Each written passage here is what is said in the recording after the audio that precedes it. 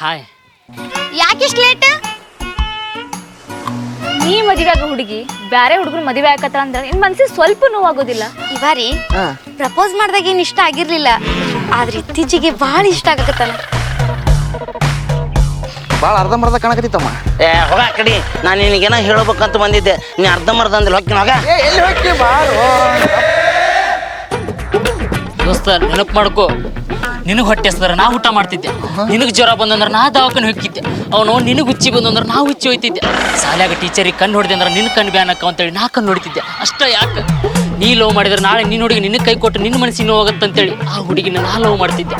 ಇಷ್ಟೆಲ್ಲ ಪುಣ್ಯದ ಕೆಲಸ ಮಾಡಿದ್ರೆ ನನಗೆ ಹೊಡೆಯಕತ್ತ.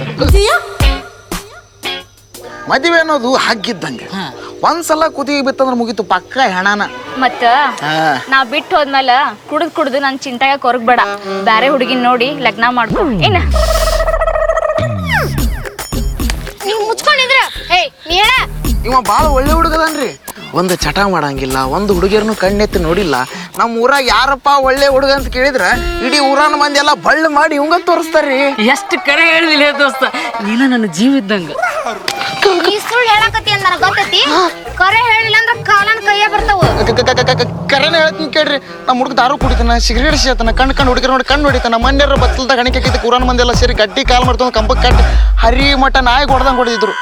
ಇಷ್ಟು ಬಿಟ್ರೆ ನಮ್ಮ ಹುಡುಗ ಬಂಗಾರ ಅಂತ ಮನುಷ್ಯರು. ನೀ ಏನು ಇಷ್ಟೊತ್ತನ ನನ್ನ ಬಗ್ಗೆ ಹೇಳಿದಿ ನೋಡ, ಸ್ವಲ್ಪ ಸಿಟ್ಟು ಬಂದಿತ್ತು, ಆದ್ರೇನು ಲಾಸ್ಟಿಗೆ ಬಂಗಾರ ಅಂದಿಲ್ಲ, ಅಷ್ಟು ಸಾಕು ಬಿಡು.